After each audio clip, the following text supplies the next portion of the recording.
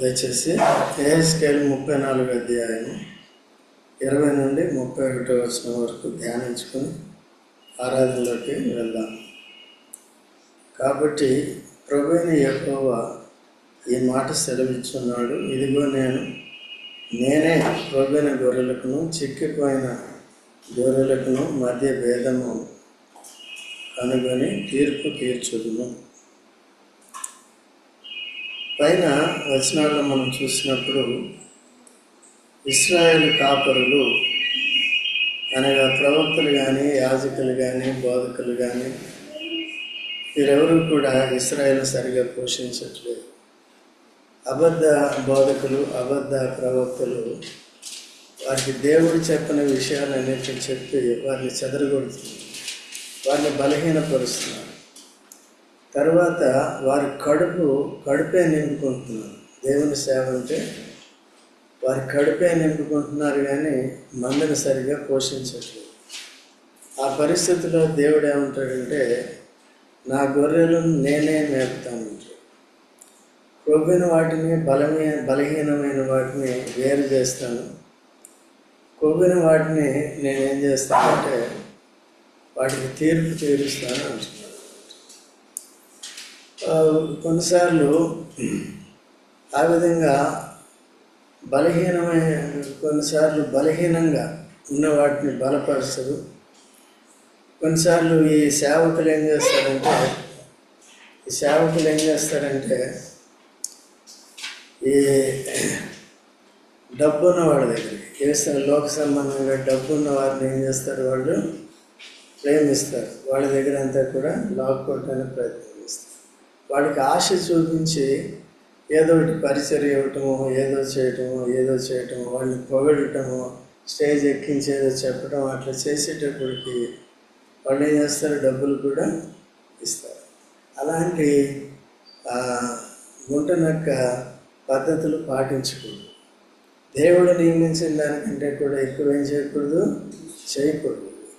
So అందుకనే చాలా జాగ్రత్తగా ఉండాలి. చూడండి, మొదటి తెస్సలోనికాయలు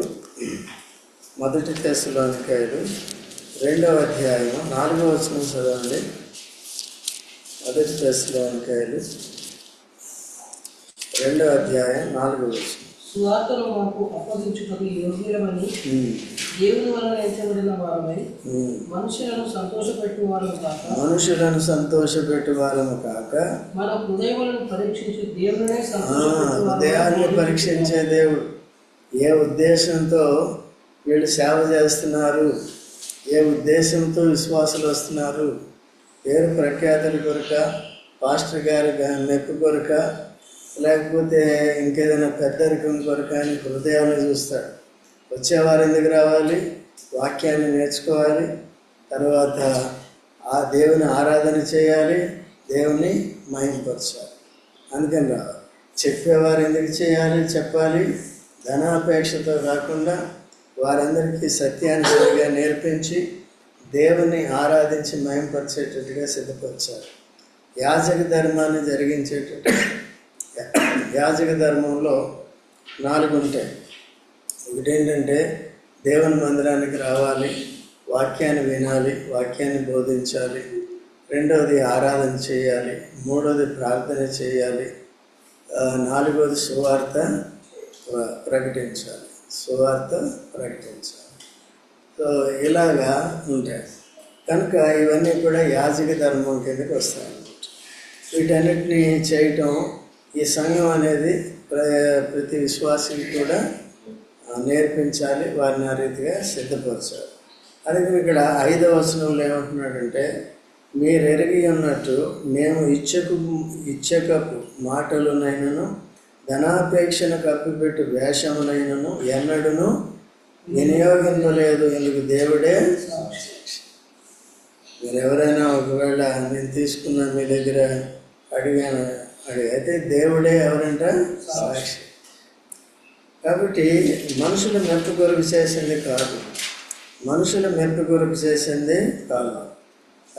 కాబట్టి అలాగా ఇటువంటి సాక్ష్యము ఈనాటి సేవకులు కలిగి ఉండాలి. కనుక మనం వచ్చే ఉద్దేశం కేవలం దేవుని మహిమపరచాలి, వాక్యాన్ని సరిగా నేర్చుకోవాలని ఒకే ఒక ఉద్దేశంతో రావాలి. సో దేవుని దయ వలన మనం ఇక్కడ ఆ రీతిగా బోధింపబడుతున్నాం, ఆ రీతిగా సిద్ధపడుతున్నాం. ధన్యులు తొలగిపోకుండా జాగ్రత్తగా ఉండేది నేర్చుకోవాలి. ఓకేనా? తర్వాత ఇప్పుడు ఏమంటున్నాడంటే, ఇదిగో నేనే క్రొవ్విన గొర్రెలకును చిక్కిపోయిన గొర్రెలకును మధ్యన భేదము కనుక్కొని తీర్పు. ఎందుకు ఇట్లా అయింది, ఎందుకు అవ్వవలసినవి ఇవి చిక్కిపోయినవి అనే విషయాలన్నీ తానే తెలుసుకుని ఏం చేస్తాడు, తనకి తెలుసు, తీర్పు తీరుస్తాడు. మీరు భుజముతోనూ ప్రక్కతోనూ తోసి కొమ్ములతో రోగము గల వాటిని అన్నింటినీ పొడిచి చెదరగొట్టేది. బలహీనంగా ఉన్నవారు, డబ్బు లేదనుకో, బీదవారు అనుకో, వాళ్ళు ఏం చేస్తారు, పో వాళ్ళ వల్ల ఉపయోగం లేదనుకోండి, డబ్బు రాదనుకోండి, ఏం చేస్తారు, పో. అదేంటది సేవ, అది యేసుప్రభు అంటున్నాడు, బీదలైన మీరు ధన్యులు అంటారు. ఆ బీదల్ని కూడా మనం ఆత్మీయంగా సిద్ధపరచాలి. ఓకేనా? తర్వాత నా గొర్రెలు ఇక దోపుడు కాకుండా గొర్రెకును మధ్య తీర్పు తీర్చి నేను వాటిని రక్షించేదను. ఎందుకంటే దేవుడే బాధ్యత తీసుకుంటున్నాడు కాబట్టి, ఏవైతే బలహీనమైన గొర్రెలు ఉంటున్నాయో వాటికి మేత సరిగా దొరకట్లేదు, లేకపోతే అక్రమంగా ప్రవర్తించేవారు వారిని ఏ విధంగా బాధిస్తున్నారో వాటన్నిటి నుంచి నేను వారిని విడిపిస్తాను అంటున్నాడు. వాటిని మేపుటికే నేను నా సేవకుడైన దావీదును వాటి మీద కాపరినిగా నియమించదు. అతడు వాటికి కాపరిగా ఉండి వాటిని మేపును. దావీదు వచ్చినప్పటి నుంచి కూడా సౌలు దినాల్లో కూడా ఇశ్రాయేలుకి భద్రత లేదు. ఎప్పుడైతే దావీదు వచ్చాడో గొలియాతుని ఏం చేశాడు, సంహరించాడు. ఫిలిస్తీన్లకు అప్పటి నుంచి భయం పట్టుకుంది. ఓకే, ఆ విధంగా తాను మంచి పోరాడుతూ వచ్చాడు. తర్వాత తన గొర్రెలన్నింటినీ కూడా, ఇశ్రాయేల్ అందరినీ కూడా తాను జాగ్రత్తగా మేపుతూ వచ్చాడు. తర్వాత పోషిస్తూ వచ్చాడు, కాపాడుతూ వచ్చాడు, కాస్తూ వచ్చాడు. రెండోది తాను దేవుని మందిరం కట్టడానికి సామాగ్రిని అంతటినీ కూడా సమకూర్చాడు. తన కుమారుడైన సొలొమోను ద్వారా దేవుని మందిరాన్ని కట్టిస్తూ వచ్చాడు. అందుకనే దావీదు లాంటి వాళ్ళు మంచి కాపరులు అన్నమాట. ఆయన కూడా ఏమంటాడంటే, ఇశ్రాయేల్ మీద అధిపతి అయినప్పటికీ, రాజు అయినప్పటికీ కూడా యెహోవా నా కాపరి అంటాడు. యెహోవా కాపురత్వంలో తాను కూడా, యెహోవా తనని ఎలా కాస్తున్నాడో అలాగే తాను ఇశ్రాయేల్ అందరినీ కూడా భక్తి విషయంలో, ఇతర విషయాల్లో కూడా కాస్తూ వచ్చాడు. అలాగా జాగ్రత్తగా ఉండాలి. కొన్ని పొరపాట్లు చేసినప్పటికీ అవన్నీ కూడా సరిదిద్దుకుంటూ వచ్చాడు అన్నమాట. యెహోవానైనా నేను వారికి దేవుడినైనను, నా సేవకుడైన దావీదు వారి మధ్య అధిపతిగా ఉండను. యెహోవానైనా నేను మాట ఇచ్చి, ఏంటంటే సేవకులు సరిగా లేకపోతే, దేవుని యొక్క ఉద్దేశాలను ఎరిగి మందను సరిగా పోషించకపోతే ఆత్మీయంగా సాతానే అక్కడ ఏలుతూ ఉంటాడు, సాతానే పనిచేస్తూ ఉంటాడు. మనుషులందరికీ ఆశీర్వాదం బదులు శాపం అనేది వస్తుంది. దినదినము ఆత్మీయంగా బలపడేదానికి బదులు బలహీనలు అయిపోతూ ఉంటారు, తిరిగి లోకంలోని కూడా వెళ్ళిపోతారు. అందుకని ఇక్కడ అటువంటి పరిస్థితిలో దేవుడు ఏమని వాగ్దానం చేస్తున్నాడు, నేను దావీదును నియమించాను కాబట్టి నా ఉద్దేశములన్నీ కూడా ఆయన నెరవేరుస్తాడు. సో ఆయన దినాల్లో మిమ్మల్ని అందరినీ నేనేం చేస్తాను, కాపాడుతాను. బలహీనమైన వాటన్నిటిని కూడా బలపరుస్తానని చెప్తున్నాను. 25వ వచనంలో, మరియు అవి అరణ్యములో నిర్భయముగా నివసించినట్లును అడవిలో నిర్భయంగా పండుకున్నట్లును నేను వారితో సమాధానార్థ నిబంధన చేయుదును. దుష్ట మృగములు దేశంలో లేకుండా అంటే మందిని పాడు చేసే మనుషులే వీళ్ళంతా దుష్ట మృగాల్లా ప్రవర్తిస్తారు. కాబట్టి నేనే వారు నిర్భయంగా ఉండేటట్లుగా చేస్తాను.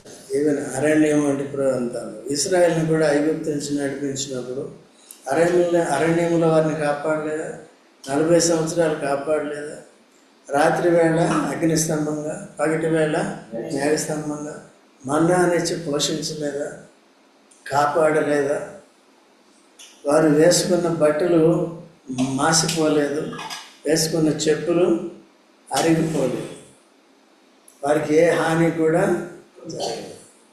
అటువంటి భద్రత దేవుడు ఇచ్చాడన్నమాట.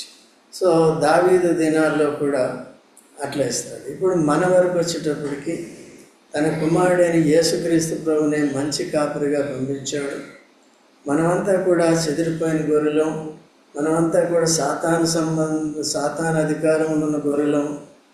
అయితే తిరిగి మనల్ని క్రీస్తు యేసునందు విశ్వాసము ద్వారా తాను చేర్చుకున్నాడు, తన మందలోకి తీసుకురావటమే కాదు, కానీ ఇక్కడ కాపరి సరిగ్గా ఉండాలి. ఎలా ఉండాలి? యథార్థంగా ఉండాలి, ధనాపేక్ష లేనివాడుగా ఉండాలి, మీ దగ్గర డబ్బులు ఆశించేవాడుగా ఉండదు. దేవుడు అందరినీ సిద్ధపరుస్తాడు. దేవుని వాక్యం ఏం చెప్తుంది? అది మీ అంతటి మీరే తెచ్చుకుంటారు. అట్లా కొన్నిసార్లు అవసరమైతే మీకు కూడా ఏం చేయాలి? సహాయం చేయవలసి ఉంటుంది. ఇవన్నీ కూడా జాగ్రత్తగా చూసుకుని వాక్యాన్ని సరిగా బోధించి ప్రభువుని మహిమపరిచేటట్టు, ప్రభువు దృష్టిలో మీరు తీర్పులోనికి రాకుండా యథార్థంగా ప్రవర్తించేటట్టు మీకు వాక్యాన్ని బోధించాలి. ఓకేనా?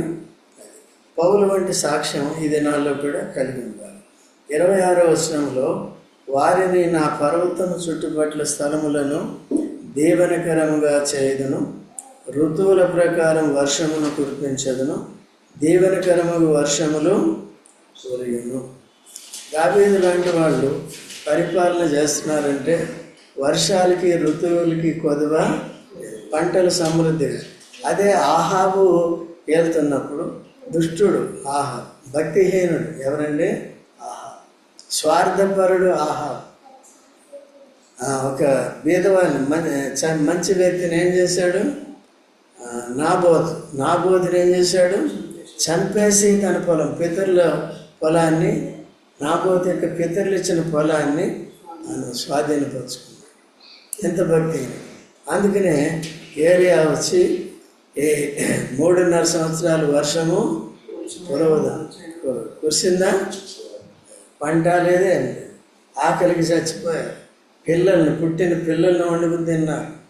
అటువంటి పరిస్థితి. అందుకనే దేవుని శాపానికి గురి కాదు. మొట్టమొదటిగా కాపర్లు, రాజులు, అధికారులు జాగ్రత్తగా ఉంటారు. వారు దేని కొరకు నియమింపబడ్డారు? నేను ఎందుకొరకు నియమింపబడ్డాను? మిమ్మల్ని ఆత్మీయంగా పోషించాలి. మళ్ళీ ఏం చేయాలి?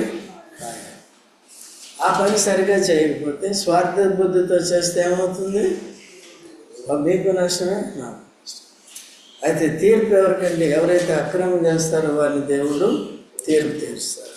తర్వాత 27వ వచనంలో ఫలవృక్షములు ఫలములిచ్చును, భూమి పంట పండును.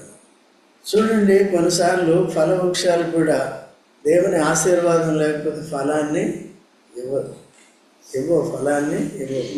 పళ్ళు ఇవ్వవు. ఈవెన్ యేసుక్రీస్తు ప్రభు కూడా ఈ లోకంలో యెరూషలేము దేవాలయానికి వెళ్ళే ముందు గాడిద మీద ఏం చేశాడు? అంజూరపు చెట్టు దగ్గరికి వెళ్ళాడు. అంజూరపు చెట్లు ఏమి లేవు, ఫలాలు లేనిది ఎవరికైనా ఉపయోగమా? చేపించాడు. వెంటనే అది మాడిపోయింది, ఎండిపోయింది, వాడిపోయింది. ఓకే. అయితే ఇది విశ్వాసుల యొక్క జీవితాలు కూడా నిష్ఫలితంగా మన జీవితాలు ఉండకూడదు. ఓకే. ఆ దినాల్లో భౌతికమైన పంటలు వారికి ఇచ్చాడు. ఈ దినాల్లో మనకి ఆత్మీయంగా మనం ఫలించి దేవుని మహిమపరచినట్టు వాక్యాన్ని సరిగ్గా అర్థం చేసుకుని హృదయంలో భద్రపరుచుకుని ఆ ప్రకారం జీవిస్తే భూ సంబంధంగా మనకు కావాల్సిన ప్రతి అవసరాన్ని కూడా దేవుడు ఏం చేస్తాడు? తీరుస్తాడు. సో అలాగా దేవుని యొక్క దీవెన మనం పొందినట్లుగా ఆత్మీయ విషయాల్లో ఫలించేటట్టుగా మనం చేయాలి. ఫలించే చెట్టులాగా ఉండాలి. వృక్షాలు ఏం చేస్తున్నాయంటే అప్పుడు ఫలములు ఇచ్చును, భూమి పంట పండును, వారి దేశంలో నిర్భయముగా నివసింతురు. మనం కూడా నిర్భయంగా ఉండాలి. అది కూడా దేవుని ఆశీర్వాదం. తర్వాత నేను వారి కాడికట్లను తెంపి వారిని దాసులుగా చేసిన వారిని చేతిలో నుండి వారిని విడిపింపగా నేను యెహోవాను. అనేక సార్లు ఇశ్రాయేలు అవిధేయులై ఫరోకి కానీ తర్వాత నెబుకద్నెజర్ కానీ వాళ్ళకి దాసులైపోతుంది కదా. కాడి అంటే బానిసత్వంలోకి వెళ్ళిపోతూ వచ్చారు. దేవుని అధికారంలో నుండి వాళ్ళ అధికారంలోకి వెళ్ళిపోతూ వచ్చారు. వారి కాడికట్లు విడిపోయించి ఏం చేస్తాను, నేను తిరిగి తీసుకొస్తాను. మనల్ని కూడా యేసు ప్రభువు ఏం చేశాడు, సాతాను యొక్క కాడికట్ల నుంచి విడిపించి తీసుకొచ్చి తన కాడి కిందకి తెచ్చుకున్నాడు. నా కాడి సులువైనది, భారభరితమైనది కాదు. నా అధికారం చాలా సులువైంది, మీకు నెమ్మదినిచ్చేది, ఆదరించేది, మీ పాపాన్ని క్షమించేది, మిమ్మల్ని నడిపించేది. ఓకే, యేసు ప్రభు యొక్క కాడి కిందికి మనల్ని తెచ్చుకున్నాడు. తర్వాత ఇక వారు అన్ని జనులకు దోపుడు సొమ్ముగా ఉండరు, దుష్ట మృగములు వారిని భక్షింపవు, ఎవరి వల్లనూ భయం లేకుండా వారు సురక్షితంగా మనని కూడా దేవుడు భద్రపరుస్తున్నాడు కాబట్టి భయాలు లేకుండా ఉంటున్నాడు. కాబట్టి ఇంకా భయభక్తుల్లో ఉంటూ శ్రద్ధగా సరిగ్గా ఉన్నప్పుడు సంపూర్ణమైన భద్రత మన ప్రభువైన యేసుక్రీస్తులోనే ఉంటుంది. తరువాత మరియు వారు ఇక దేశంలో కరువు కలిగి నశించిపోకుండాను అన్ని జనుల వలన వారి కౌమానము ప్రాప్తించకుండాను వారి ప్రఖ్యాతి కొరకై తోట ఏమిటి నేను ఏర్పరచదు. అప్పుడు తమ దేవుడైన యెహోవానని నేను తమకు తోడుగా ఉన్నాననియు ఇశ్రాయేలైన తాము నా జనులై ఉన్నారనియు వారు తెలుసుకుందరు. ఇదే ప్రభు అయిన వారందరికీ ఆ దినాల్లో ఏం చేశాడండి, తోట ఒకటి ఇచ్చాడు. కాబట్టి అంటే చూడండి, కీర్తన 103 కీర్తన 103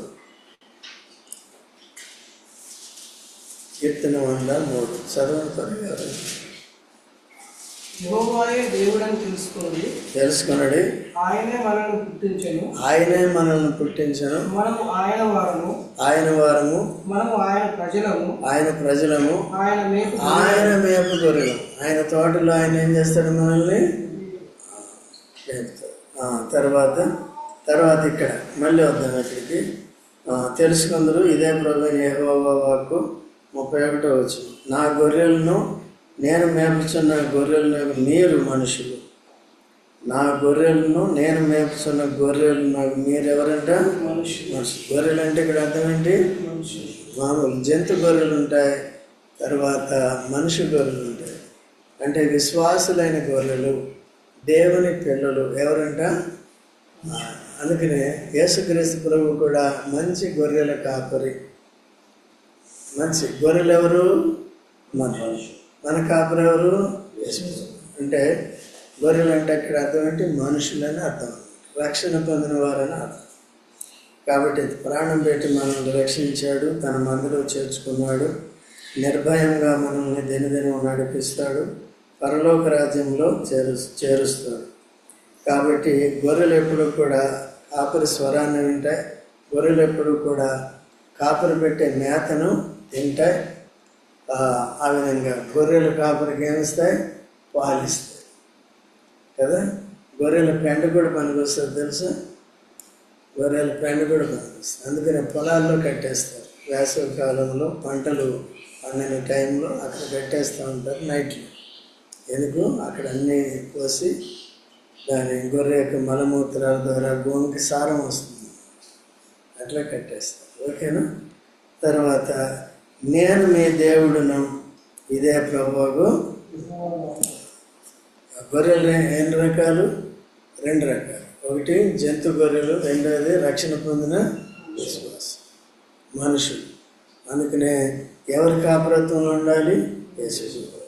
ఇప్పుడు స్థానిక సంఘం కూడా మనం ఎన్నుకునేది ఎలాగ ఉండాలి, కాపరి ఇక్కడ సరిగ్గా ఉండాలి కదా.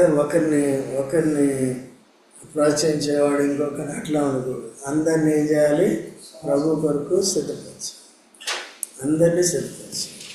అయితే కొంతమంది నేర్చుకోవడానికి ఇష్టపడతారు, కొంతమంది ఇష్టపడరు. వాళ్ళ ఇష్టం, మనం ఏం చేయలేం. ఓకే, మిగిలిన అందరూ కూడా ఏం కావాలి, ఇష్టపడి ఒరే కాపురత్వంలో ఉండి నేర్చుకొని సిద్ధపడాలి. ఆరాధనలోకి వెళ్దాం.